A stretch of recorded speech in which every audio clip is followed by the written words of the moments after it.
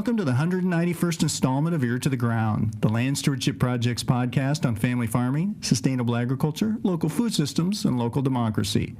I'm Brian DeVore, editor of the Land Stewardship Letter.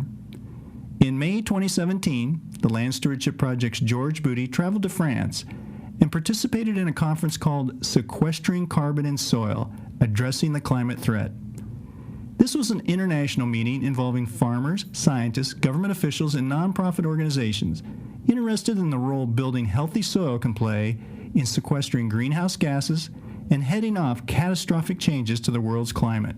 Boody recently stepped down as LSP's executive director after serving 23 years in that role. He is currently LSP's lead staffer working on science and special projects. Among other initiatives, Boody works with the Chippewa 10% Project in west central Minnesota and the Bridge to Soil Health Initiative in southeastern Minnesota.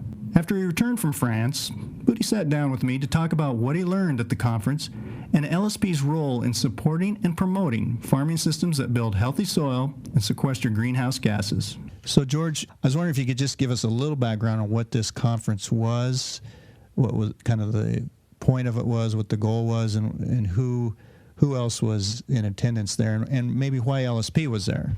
The conference was called Sequestering Carbon in the Soil, Addressing the Climate Threat. It convened scientists and internationally NGOs or non-government organizations, nonprofits here in the U.S. like Land Stewardship Project and many others, including those from the global south as well as the north, so Latin America, Africa, Philippines, China. It included farmers who are on a small landowner basis are growing things in a way that leads to more carbon in the soil, as well as farmers in Europe and the United States doing some of that. And so it was a pretty broad cross-section of people. And it was convened because there's a growing understanding that soil and healthy soils particularly, especially healthy soils actually needed, are part of how we can respond to climate. That is to say, we still need to keep growing food, but that's going to be increasingly more difficult under really extreme weather conditions. And also then that soils can, if they're functioning well, actually pull carbon dioxide out of the air and store it in the soil. So soils are one part of the solution to trying to slow the rapidly increasing global temperatures that are a function of climate change. And this is very good timing for LSP to be involved with something like this because we've been doing some exciting work around soil health and creating some networks of farmers who are using cover cropping and managed rotational grazing and trying to integrate the two to build soil organic matter. And we just had a series of meetings yet again this winter that were standing room only, that type of thing. But one of the things, before we get too much into that relationship between agriculture and soil health and climate change and things that we can do about this problem, I think one of the things you'd said earlier that really struck you at this meeting is how daunting of a problem we have, and that I think maybe sometimes people in the media, it starts to become one more bad headline after another about the situation that we have with climate change. But this one, when you went to this meeting, it really brought it home to you that it's not just environmentalists that are worried about this. It's really become a very dire situation or a dire concern amongst a lot of people from a lot of different backgrounds. Yes, that's definitely true. The conference started out with the question, well, why are we here? And we were encouraged to think deeply, if you will, about places, people, communities we love. That's really what this is about. Think about our kids and their future and our grandchildren or the next generations coming, or the places. So a poet who lives in the Marshall Islands, Kathy Jetnell Kilner, her recited a poem that she'd written. One of the things that she had in there is that she was looking at her toddler who had a temperature It wasn't a large temperature. It was maybe 100, which, isn't super high for a young child. Mm-hmm. But that was enough to make the child listless. And, you could tell something's wrong. So her point was that 2 degrees centigrade doesn't sound like much, but it is. Mm-hmm. And that for the Marshall Islands, 1.5 degrees centigrade increase in temperature, which is roughly where we are already from pre-industrial times, might be enough to wash them away completely and utterly. Mm. Now, this is the place where that had an extreme, where we tested nuclear weapons above ground. So, they've had a long litany of domination by the developed world. Right. And here it will be happening again, and it's not just there.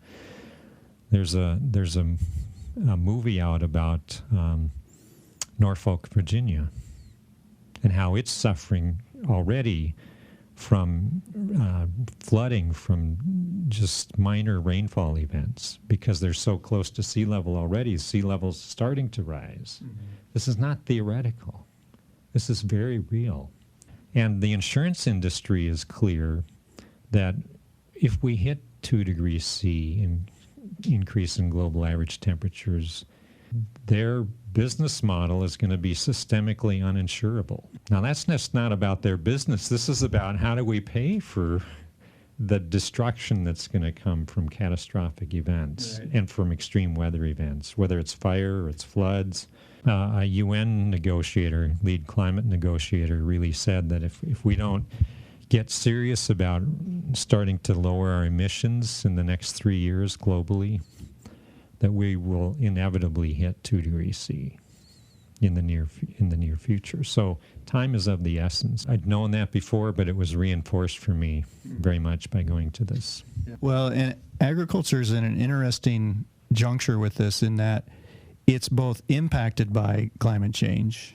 We're seeing more and more incredible storms and more frequent flooding and washouts that are supposed to be 1,000-year events, and they seem to come year after year, and it's affecting yields. But also, and that's part of the reason you were there, is it can have a positive impact. And you mentioned one of the things we have to do is we have to reduce the production of these greenhouse gases. But there's been a lot of excitement in the last few years around the ability of agriculture to, by building soil health and building soil organic carbon, sequester greenhouse gases.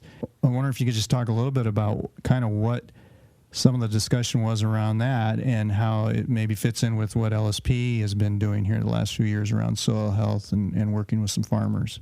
What was encouraging for me and hopeful for me in relation to Land Stewardship Project's work is that it reinforced for me that we're on the right track. There's a lot that we maybe don't fully know for science, but I think virtually every scientist that was there is in agreement that we know enough to proceed, and that has to do with cover and restoring more cover in our cropping systems, and especially maintaining cover where it exists. So if we've got grasslands, the worst thing that can happen right now is to take those out of grass and put them into a cropping system.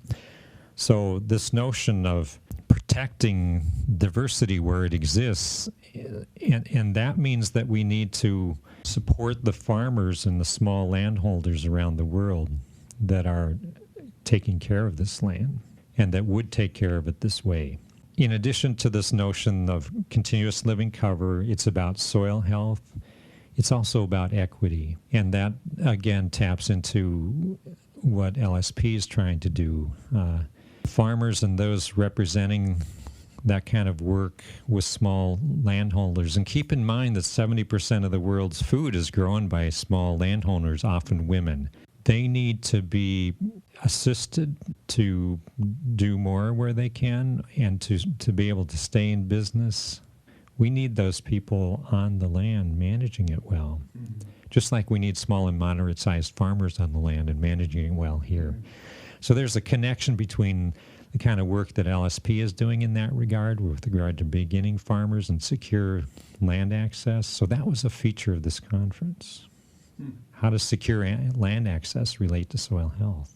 It relates to the people who can be on there. So that was another tie into our work. And I think there's potential for more linking together with those working in the global south and in the kind of work we're doing here on those kinds of issues. Mm-hmm. And it just reinforced that storing carbon in the soil happens through soil health, and that means that the livelihood of farmers, they have to be able to make a living growing diversity of crops and living cover. That's what has to happen. So we're not going to get more storage in the carbon unless we do those kinds of things. And in fact, storage of carbon in the soil will be a result of doing those kinds of things. So that's where we need to focus, as well as talking about the good practices that lead to soil health. And at least for some of the scientists there, not all, they fully understand that means animals back on the land, especially ruminant animals, because it's through grazing and improved land management that we get some of that soil health, at least in grassland type of areas. I think that brings up another interesting point, is that it does require, it's easy for when people look at things like, okay, as long as we could keep the land covered in some fashion, we can sequester carbon. And then it's tempting to kind of fall back on old habits and look at things like, well, if we just do a no-till system, or if we just find a way to put in a monoculture or whatever cover, everything's fine. But it sounds like what you found reinforced was this work that LSP's been doing, where we're trying to integrate livestock, cover crops, pasture, in a way, financially viable way for farmers. And not just, and really look at it holistically, trying to look at that soil as a holistic system, but also the farming system that you're using there as a holistic way, so that you're not just using one silver bullet and attaching yourself to that and then maybe getting some results, but not getting that long-term resiliency that you're looking for. I think resiliency is key. There will be those in the industry that say, well, corn, we know how to grow corn at plus 2 degrees C. It's already being grown south of the equator. We already know we can do that. Mm-hmm. So that's there. But my feeling is that the health of the soil comes from the interrelationship amongst the organisms on top of the soil and in the soil. And for example, the hyphae, or the filaments from fungi, interconnect. So they can interconnect even a soybean and a corn plant if they're in closer proximity, but not when they're in massively large tracts, plantations. For all of this to work, it's about relationships of different organisms to each other, not when they're isolated in a vat or in a big tract. And I think that's what it's about for human community too. If farmers are going to make a living on the land, they need markets for the kinds of products they produce. So we need more markets for diverse products so that they can make a living, so that the soil can make its living, so that we can pull carbon out of the atmosphere. Some are still looking at soil too simplistically and at too shallow a depth. So deep soil storage comes from those roots going down several feet and the relationship to the organisms around the roots, not just in the plow layer of the top 6 or so inches. So we really need to rethink about and we need to make sure that when there's modeling going on, it accounts for the full complexity of it, rather than approaching it incredibly simplistically. That being said, I think one of the clear messages from here that's very important is that in terms of science, we don't need perfection. We need to be moving. Mm-hmm. We've got enough to move. I mean, this is an issue you've been pretty passionate about, and that you've been studying and looking at the science, and you work a lot with the Chippewa 10% Project and some other initiatives where farmers are putting some of these practices in place. Was there anything that really surprised you there that you didn't know before, that maybe is being done in a different part of the world, or you hadn't thought about in a certain way before? I don't know if I was surprised by it, but reminded, I guess, or maybe one of the ways that can be very effective in this is silvopasture, or more trees in the system. In the Midwest and in the prairie area, trees aren't maybe as desirable, so to speak. But on a savanna, they can be, and there were certainly some trees in the prairie.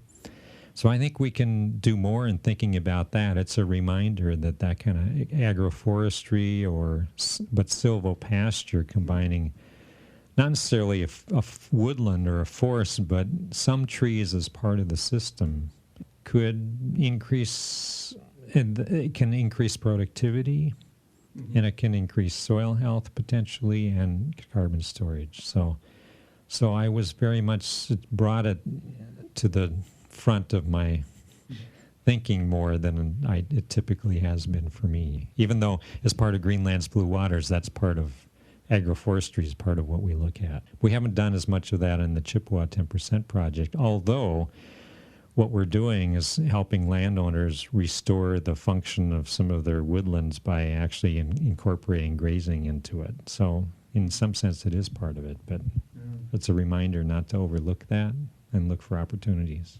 We led off this podcast talking a little bit about the dire situation that we're in, but I guess in general, after going to this conference, kind of a real cutting edge international conference where it's bringing in some real deep thinkers on this, how did you walk away from that? How did you feel? I still walked away feeling somewhat hopeful. I'm not sure we'll be able to stop 2 degrees C, unfortunately, but here's the thing, is whether people choose to believe this or not, and whether there's policies, say at the U.S. government level, that help us move toward reducing greenhouse gas emissions or not, businesses around the world are already moving to that because it's good business. When farmers try something like cover crops, if it works for them, and in a given year it might not, but if they can try it over time and find that it works, and that all of a sudden grazing works, good grazing works, management intensive rotational grazing, mob grazing works, they tend to stick with it. So I feel like there's a lot of hope in that. Some want to slow us down or pretend it's not happening, but the world knows it's happening. The thing we want to do is make sure that as we move this forward, it really does support small landowners, small to mid-sized farmers, not just another way to incentivize land grabbing, whether that's here in the United States, that secure land tenure needs to be part of it. So we have to really work hard at that. And I think, this is not the kind of language that's common here, but I think some of the principles are sovereignty, resiliency, a good economy, and that we should empower farmers with more information, not just BMPs. That came from a U.S. farmer who was at the conference talking about it, and that we need to learn to ask why about everything so that we learn, and start deciding to work with nature instead of against her. In ecology, there's this notion that when you remove the keystone species, the system breaks down. What's that in agriculture? I think that's just an interesting thing to think about. It's not one thing. It's not that simple. But I think it's cover and everything that it takes to get cover on the soil. If you remove cover on the soil, it's like removing a keystone species. Yeah.